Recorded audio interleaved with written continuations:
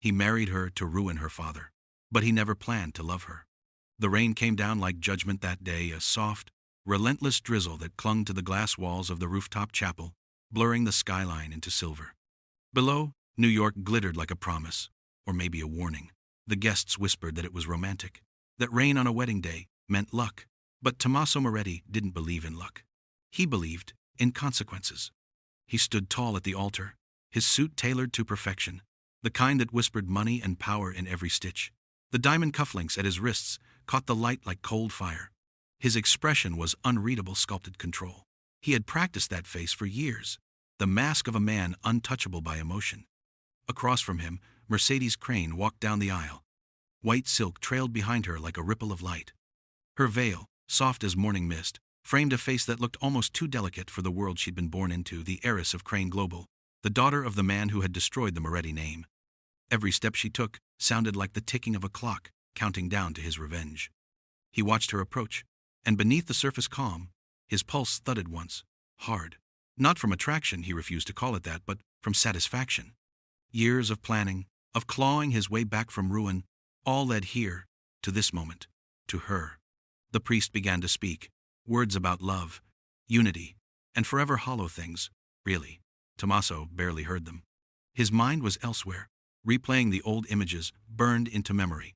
His father in handcuffs, reporters shouting questions, headlines screaming, "Moretti scandal rocks Wall Street," his mother's silence. The house being sold, the laughter from the Cranes' victory party that same night. And now, he was here, a man who had rebuilt everything they'd destroyed. His empire stretched across continents, his wealth recrained nations. And today, he was marrying their only daughter. The perfect symmetry of revenge. When the priest said, "You may now kiss the bride," the world seemed to hush. He leaned forward, close enough to see the small tremor in her breath, the light catching the curve of her lips. The kiss was brief, formal, rehearsed, but something odd flickered at the edge of his chest. A jolt, not warmth exactly, but something that made him pull back a fraction slower than he meant to.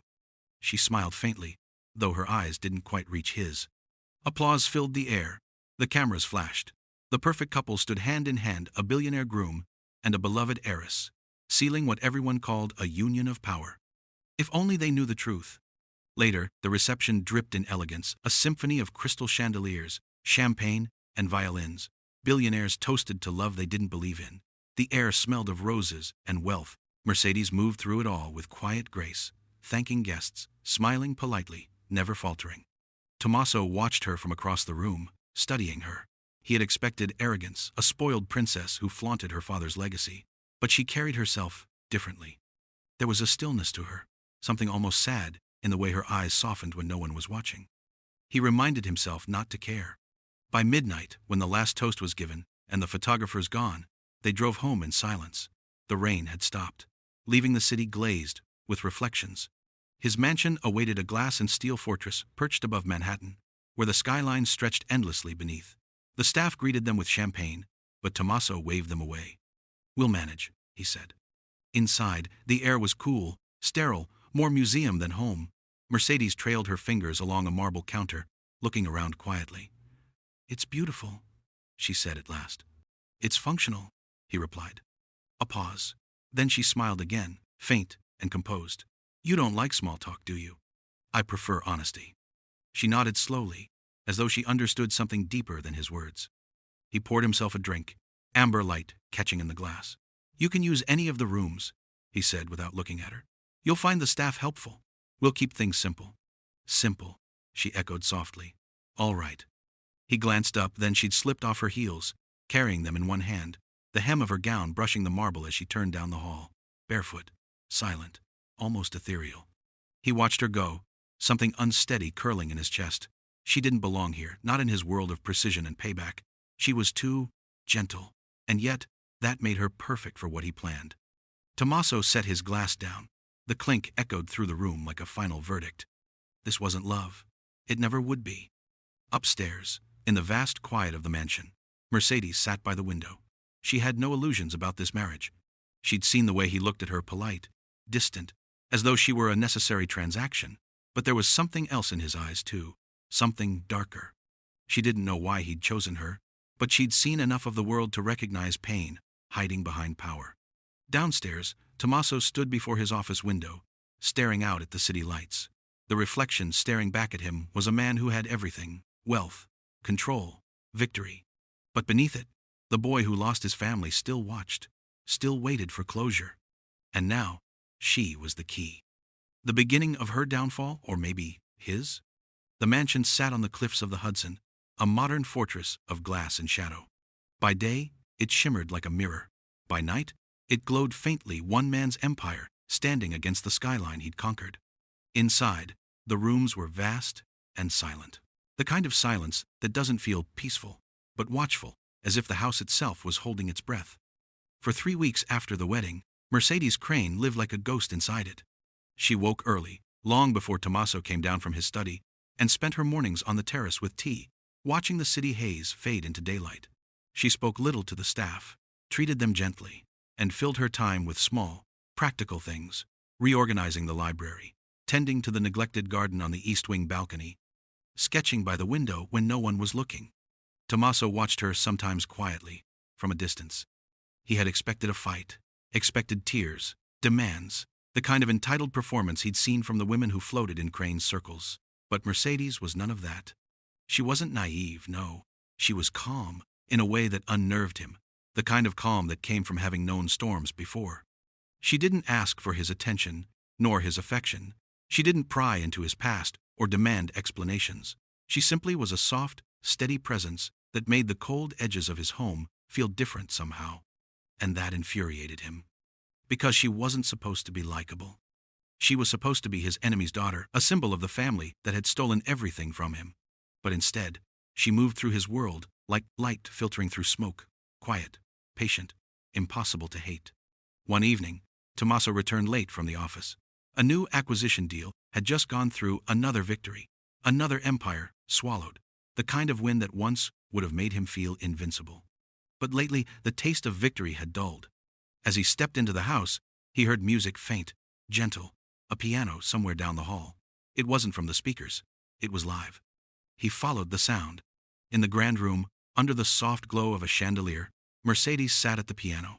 Her back was to him, hair loose over her shoulders, the melody flowing like something half-remembered. It wasn't a performance. It was private, as if she were speaking to herself through the keys. He didn't interrupt. He just stood there, hands in his pockets, watching. The song ended, fading into silence. She sat still for a moment, then said without turning, "You're home late." He raised an eyebrow. "I didn't realize I had a curfew." A small smile tugged at her lips. "You don't. But the staff left your dinner on the table. It'll be cold by now. You didn't have to wait up." "I didn't," she said softly, and turned to face him. Her expression was calm, unreadable, yet there was a glint in her eyes, something honest, unguarded. For a moment, he didn't know what to say. He was used to boardrooms and negotiations, not quiet domestic moments that felt disarming. He nodded, a faint motion, then turned to go. "Good night." "Good night, Tommaso." Her voice followed him up the stairs, gentle but firm. It lingered in his mind long after he shut his office door. That night, he tried to work reports, emails, numbers, but the silence pressed heavier than usual. Every few minutes, his mind drifted back to her sitting at that piano, her fingers moving like a whisper through the dark. She didn't belong in his life, and yet she was already there, subtly rearranging the atmosphere without permission. Days passed. The world outside moved fast: stock prices, headlines, new deals. But inside the mansion, time slowed. Sometimes, he'd find her reading in the library, curled up on the sofa with sunlight spilling across her face. Sometimes, she walked barefoot in the garden, tending to flowers that hadn't bloomed in years. Once, he caught her laughing softly with the maid, a sound so gentle it seemed foreign in that house. And slowly, almost unwillingly, he began to see her. He noticed how she never complained, even when he forgot dinners or canceled plans. How she always thanked the staff, always smiled at strangers. How she carried a sadness behind her composure that mirrored something in himself. One night, he found himself standing outside her door, no reason, no plan, just drawn there. He almost knocked, but stopped himself. This wasn't part of the revenge. He was supposed to be in control of her, of this, of everything. But for the first time in years, Tommaso felt something slipping through his grip. And it scared him. He told himself it was just curiosity, a temporary distraction. a phase.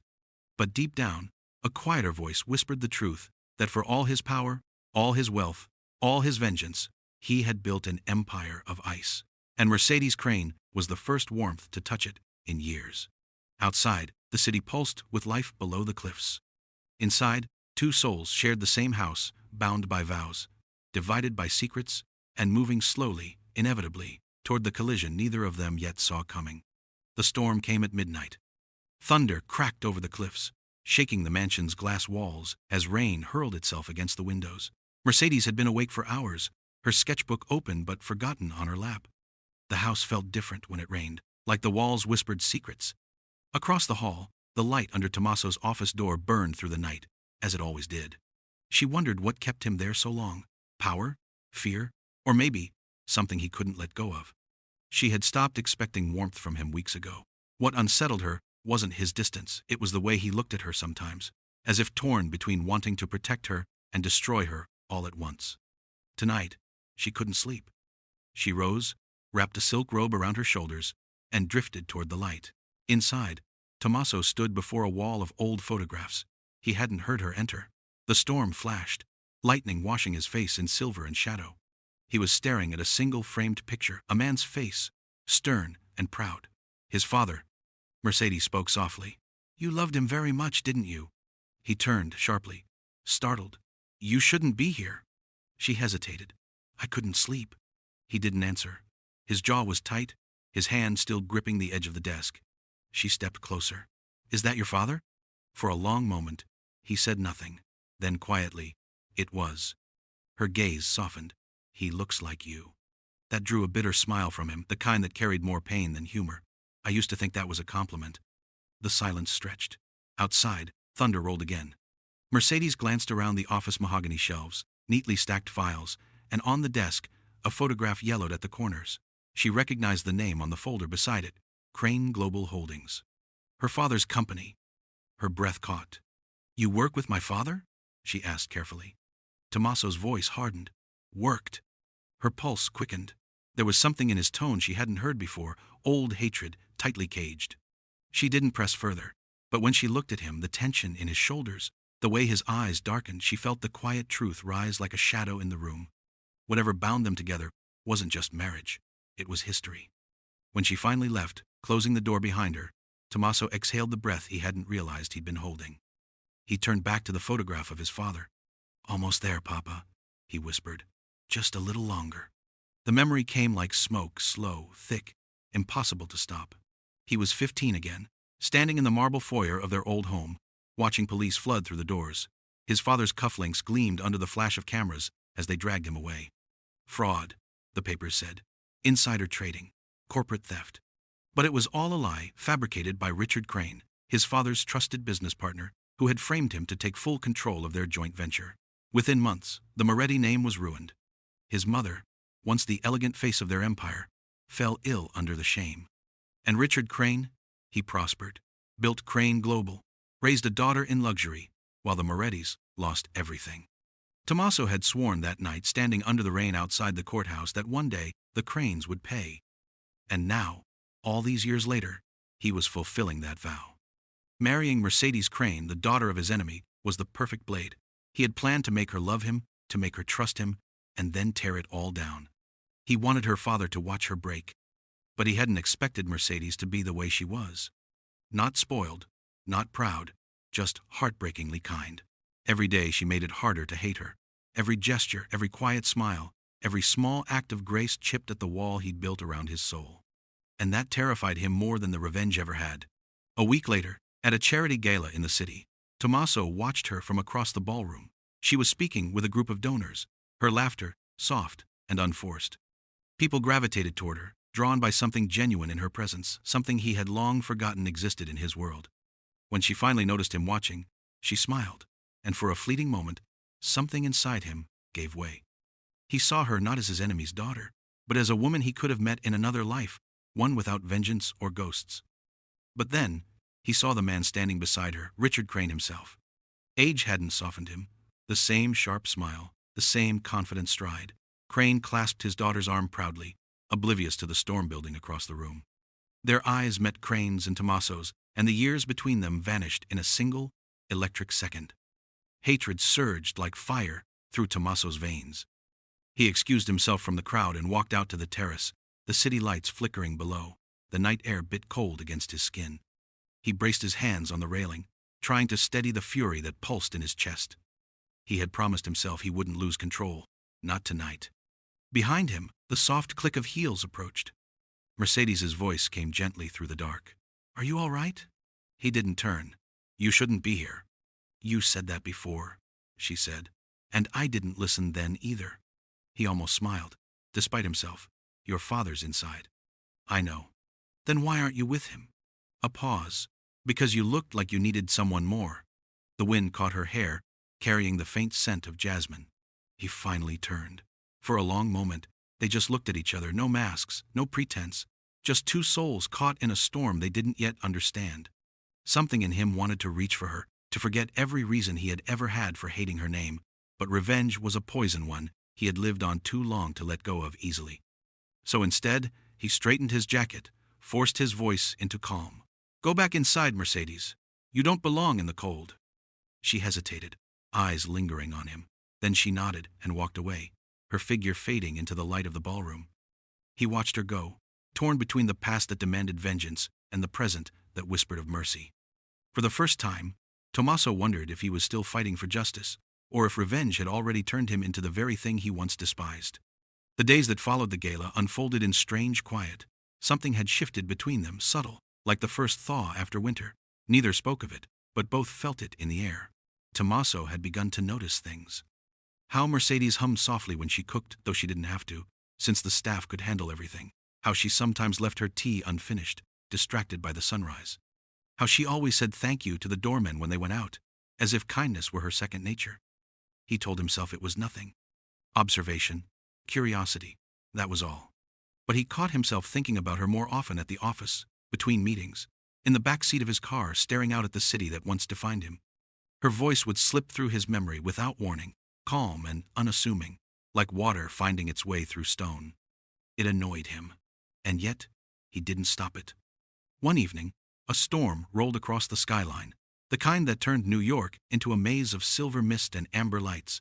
Mercedes was in the kitchen, barefoot again, her robe loose around her shoulders, as she stirred something on the stove. The house smelled faintly of garlic and herbs, warm, real, human. He stopped in the doorway. "You cook now?" She glanced up, amused. "Now? You make it sound like a crime." "It's unnecessary. We have staff for that." She shrugged. "I like cooking. It reminds me I exist." He tilted his head. "You think you don't?" "Not in this house," she said quietly, turning back to the pan. The honesty in her voice caught him off guard. For a moment, the only sound was the soft crackle of oil and rain against glass. He walked in, loosened his tie, and leaned on the counter beside her. "What are you making?" "Something simple. You look like you haven't eaten properly in weeks." "That's an assumption." "That's observation," she corrected gently. "You work yourself into exhaustion, then pretend you're fine. I know the type." He studied her face, calm, clear-eyed, unafraid. "You think you've figured me out?" She smiled faintly. "Not even close. But I see enough." For reasons he couldn't explain, he stayed. He ate with her, not in the formal dining room, but right there in the kitchen, under the soft light. The food wasn't perfect. It didn't need to be. There was something profoundly disarming about the normalcy of it. He hadn't had dinner like this with anyone in years. Afterward, she began to clear the plates. He reached for them too, their hands brushing brief, electric. She froze. So did he. The air between them shifted. It wasn't passion yet, not exactly. More like the moment before a spark becomes flame. He stepped back first, his voice low. "You don't have to play house with me, Mercedes." "I'm not playing," she said. "I'm surviving." And before he could find words, she walked away quiet, graceful, leaving him alone in the kitchen with the echo of something that felt dangerously close to longing. The following week, they were invited to another gala, a corporate charity, this time filled with faces Tommaso had learned to distrust. He expected Mercedes to decline, but she didn't. When she appeared at the top of the staircase, the room fell silent. Her dress was emerald silk, the kind that shimmered with every breath of light. It clung just enough to make his chest tighten, and when she met his gaze, it wasn't shy, it was steady, self-possessed, a silent challenge. He offered his arm. "You look." He stopped himself. She smiled knowingly. Presentable? He nodded once, though what he meant was breathtaking. All evening, he found himself watching her again, not out of strategy this time, but out of something raw, involuntary. She carried herself with quiet grace, deflecting gossip with humor, listening when others spoke. She didn't play the social game. She disarmed it with sincerity. It wasn't supposed to affect him, but it did. When they left, the night air was cold, the city buzzing below. In the car, silence stretched between them, not the tense kind anymore, but thoughtful. Finally, Mercedes spoke. "Why do you hate my father?" The question hit like a blade. He turned sharply, his jaw tightening. "Why would you think that?" She met his gaze evenly. "Because you look at him like a man waiting for a storm to strike. Because when his name comes up, your silence becomes louder." He said nothing. She sighed. "I don't need details, Tommaso. I just wish you'd stop carrying whatever it is. It's heavy, I can feel it from across the room." Her words lodged deep. He wanted to tell her everything. He wanted to keep lying. In the end, he said neither. "Go inside," he said quietly when they reached home. "It's late." She lingered for a heartbeat, then nodded and left. He stayed in the car for a long time, watching the lights blur against the rain-streaked windshield. The war inside him was growing. He had built his life around a single-purpose vengeance. It had shaped him, driven him, filled the silence left by grief. And now, here was this woman, the embodiment of everything he should have hated, softening him with every passing day. He didn't know when it happened. Maybe it was the way she never raised her voice. Maybe it was the quiet strength beneath her gentleness. Maybe it was the way she never demanded love but somehow deserved it. All he knew was that the walls were cracking. And once they broke, there would be no putting them back together. A few nights later, he came home late again. The house was dim, the staff gone. He found her asleep on the couch, a book open on her chest, her hair spilling like ink over the cushion. The sight stopped him cold. He stood there for a long time, just looking at peace he didn't know how to touch. Something inside him shifted, then something quiet, irreversible. Without thinking, he reached down, brushed a loose strand of hair from her face. She stirred slightly, eyes fluttering open. "Tommaso," she murmured, voice soft with sleep. He froze. "Go back to sleep." But she smiled faintly, eyes half closed. "You don't have to be so alone all the time." He didn't reply. He couldn't. Because she was right. He'd built empires, crushed rivals, rewritten his name into power. But in all that noise, he had never realized how loud loneliness could be until she spoke into it. As he walked away, he didn't see the tear that slipped from the corner of her eye or the faint, knowing sadness behind her smile. Because Mercedes Crane, kind as she was, wasn't blind. She knew the man she'd married was at war with ghosts. And she was starting to wonder if love alone could silence them. The mansion had grown quieter over the weeks. The staff moved like shadows, the corridors seemed longer, and the walls felt heavy with the secrets that Tommaso carried. Mercedes had noticed the subtle changes, the way he sometimes stared at the city lights with attention that didn't belong to the skyline, or how he would linger over letters and files she wasn't supposed to see. It was during one rainy afternoon that the first real crack appeared. Mercedes was tidying the study, the one room Tommaso rarely allowed her into. She had found it unlocked. A small mercy and curiosity tugged at her. As she dusted the shelves, a leather-bound folder fell from the top shelf, hitting the desk with a soft thud. She opened it carefully. Inside were pages of meticulous handwriting, detailing names, dates, and plans, all circling around her father's company. At first, she thought it was a business document, another of Tommaso's acquisitions. But as she read, the truth settled cold and sharp in her chest. This wasn't business. This was personal. He had planned all of this. He had planned her. She dropped the folder, heart-hammering, but her mind raced. The man she had been slowly warming to, the one who had moments of gentleness and quiet understanding, had been hiding a storm beneath his calm exterior. That evening, she didn't confront him. Instead, she watched him from across the grand hall, careful, silent, as he worked late into the night. The anger in her chest wasn't immediate. It was buried beneath curiosity, confusion, and something else, a strange, reluctant empathy. Because she could see him for who he was, and it scared her. Not just the man who had planned revenge, but the man who carried it with such precision, such quiet obsession, that it had become a part of his very being. The mansion was heavy with silence. Every room seemed to hold its breath, as if the walls themselves anticipated the storm that had been quietly building up. Mercedes stood in the study, the leather-bound folder clutched in her hands. She had gone through the papers again and again, reading every line, every calculated detail. The reality was undeniable.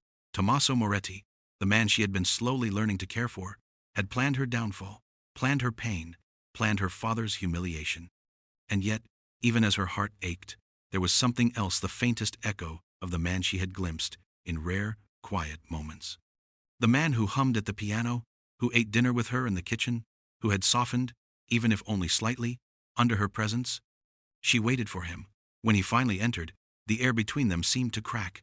His expression was unreadable at first, then shifted as he noticed the folder in her hands. "You've seen it," he said quietly, voice low, controlled. "Yes," she replied, her eyes steady but glistening. "I saw everything. Your plan, your revenge, every word." He closed the distance slowly, as if careful not to alarm her further. "Mercedes, Don't," she interrupted sharply, the tremor in her voice betraying the calm she tried to maintain. "Don't try to explain. I understand why you did it. I understand your anger. But you've crossed a line I can't ignore." The words struck him like a physical blow. He had expected outrage, yes, but not the quiet authority in her tone, the kind of composed fury that didn't scream, but cut through him with precision. "I never wanted this to happen," he said finally, the tension in his chest raw and exposed. "I never meant to hurt you. I didn't expect to feel this way about you."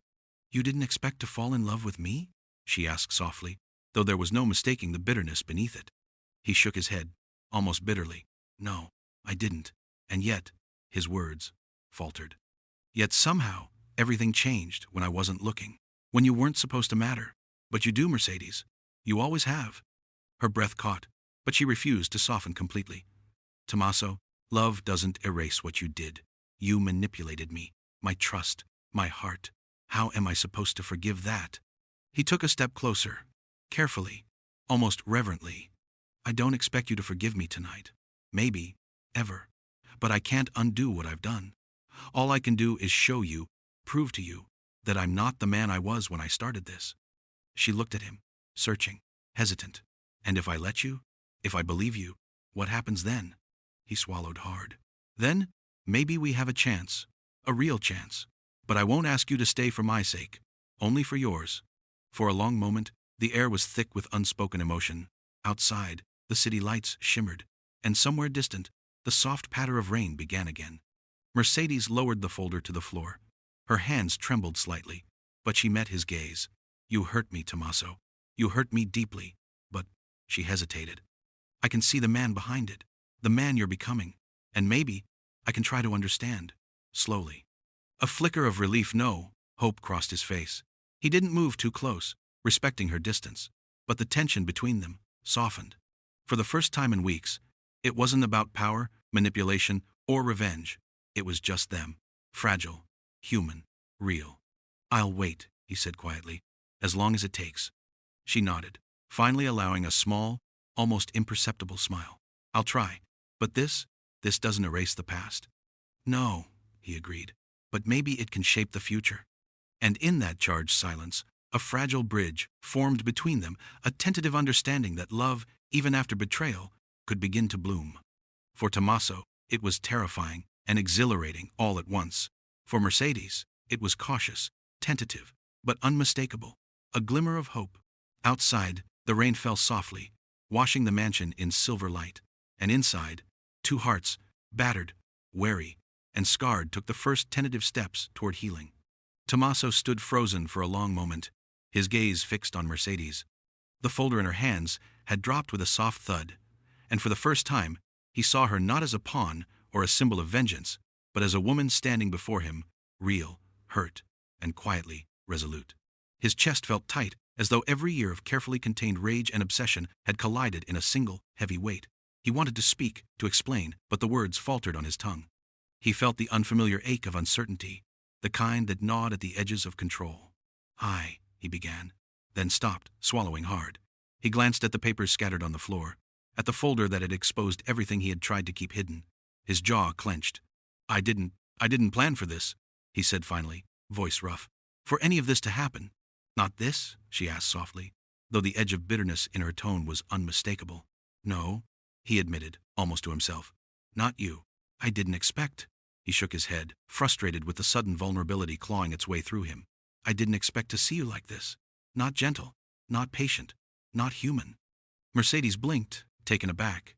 She studied him quietly, sensing that beneath the measured control he usually radiated, something raw and unsettled was stirring. "I'm still me, Tommaso," she said gently. "The same woman you've been, trying to ruin." He looked away, unable to meet her eyes at first. The room felt smaller suddenly, the mansion's grand silence closing in. "I keep telling myself this is revenge, that it's justice, but," his voice dropped to a whisper, "sometimes I forget why I started. Sometimes all I see is you, and it terrifies me because I can't control it." Mercedes stiffened, her heart racing. "See me?" she repeated, cautious. "You see me as more than a pawn?" He swallowed, fighting against the tide of emotions he had tried so long to suppress. I can't stop noticing," he admitted. "The way you move through this house, the way you care about things that I don't even think about, the way you laugh, even when there's no reason to." His words trailed off, lost in a tangle of shame, regret, and something new, unfamiliar. She studied him, letting the silence stretch. This was not a declaration. It was not love yet. But it was a crack, the first glimpse of a man conflicted, human, and capable of feeling something more than vengeance. Finally, he stepped closer, hesitant, as if moving too fast might shatter the fragile truce between them. "I won't ask for your forgiveness tonight," he said quietly, voice low, almost a confession to himself. "I just needed you to know I'm not the man I was, not entirely." Mercedes lowered the folder slowly, her hands trembling, but she met his gaze. "That isn't easy to hear," she said softly. "But I see you. I see the struggle inside you." He exhaled, a mix of relief and fear.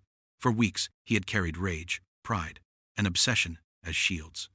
Now, standing in front of her, he realized those shields were cracking not from her words alone, but from the undeniable pull he felt toward her, whether he wanted to admit it or not.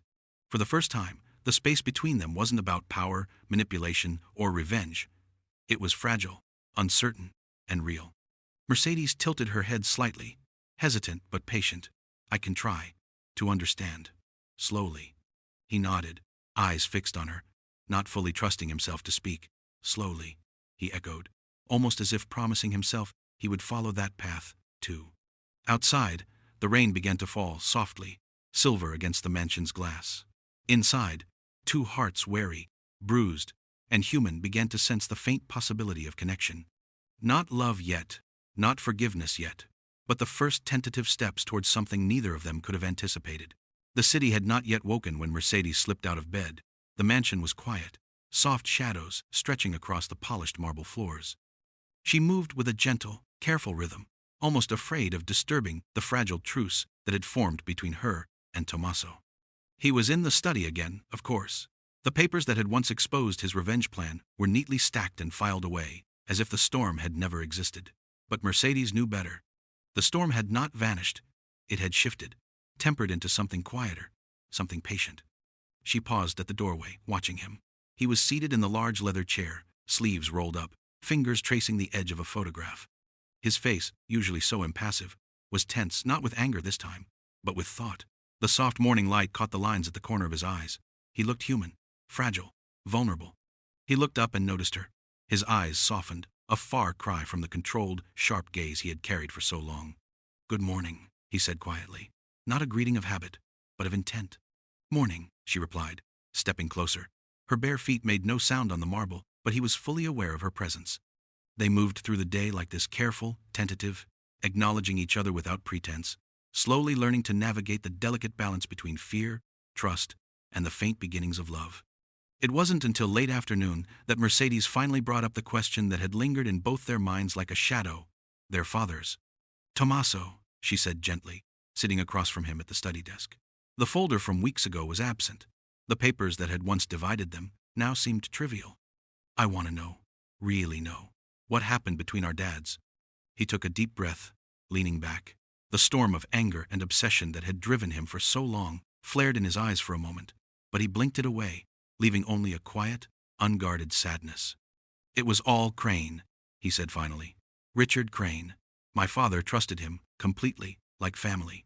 And he betrayed him, took everything, framed him, took Crane Global, took Mercedes' father's trust, and left ruin in his wake. My father, he shook his head, voice catching slightly. He never recovered. Our family lost everything because of that man. Mercedes listened, heart aching. And you?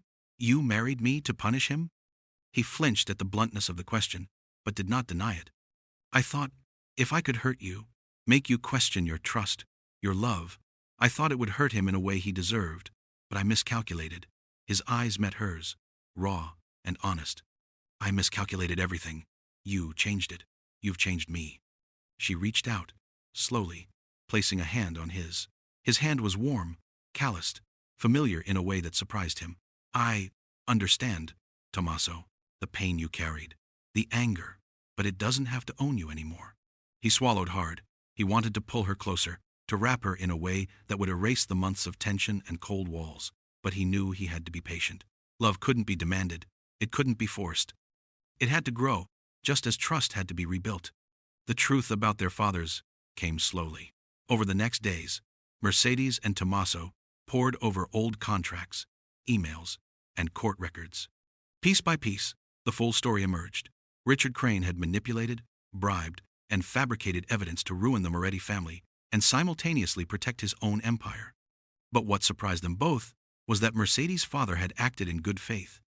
He had been a man who had tried to do right, even when trapped in a corrupt system, and yet he had been humiliated publicly, forced to sell what little remained of his company. Mercedes' anger toward her father softened as she realized the truth. He hadn't been as ruthless as she had been led to believe. Tommaso's hatred, too, had been directed at the wrong man for so many years. When she shared her discoveries with Tommaso, he felt a release he hadn't known he needed. The weight of revenge lifted slightly, replaced by something unfamiliar, hope, maybe even forgiveness. And then, slowly, the romance bloomed.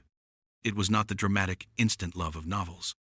It was quiet moments, sharing tea in the kitchen, laughing at a silly joke he rarely allowed himself to enjoy, walking together through the city at night, in silence, hands brushing, shoulders touching, hearts catching in the spaces between words.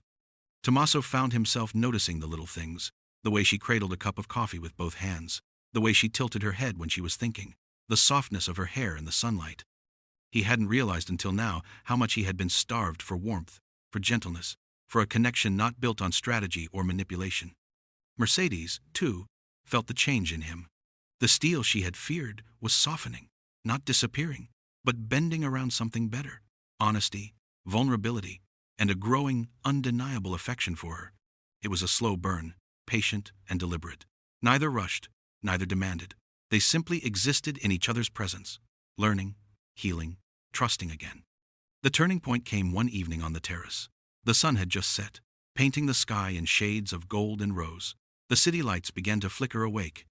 Mercedes stood close to the railing, looking out, and Tommaso joined her silently. "I'm not the man I was," he said softly, not needing to specify what that man had been. She turned to him, eyes searching. "I know," she said, "and I think I like who you're becoming, slowly, step by step." He smiled, faintly, hesitant. "I'll take that as a start." She reached for his hand. This time, he didn't flinch. They held it, tentatively at first. Then, with growing certainty, the warmth was grounding, real, and it made the past feel both distant and inconsequential. "I forgive you," she whispered. "Not everything, not yet, but enough." "I'll spend the rest of my life earning it," he replied, voice low, steady. And for the first time, the mansion felt like home, not a fortress of revenge or a monument to anger, but a place where two people, battered and scarred, could grow something new together. Weeks later, they stood before family and friends in the mansion's garden. It was a small ceremony, intimate, understated, filled with laughter and tears. The sun shone gently on Mercedes' face, her smile radiant. Tommaso's hand covered hers, warm and steady. The past was acknowledged, the wounds laid bare, but the future theirs was unshakable. Love, trust, and forgiveness had won. Tommaso whispered, as they exchanged vows in quiet voices meant for only them. "I never wanted this, and yet I never wanted anything more." Mercedes smiled, leaning into him. "Neither did I." And in that moment, the long, slow journey from revenge to redemption was complete. Hearts that had once been broken, walls that had once been unyielding, now gave way to something simple, enduring, and profoundly human: love.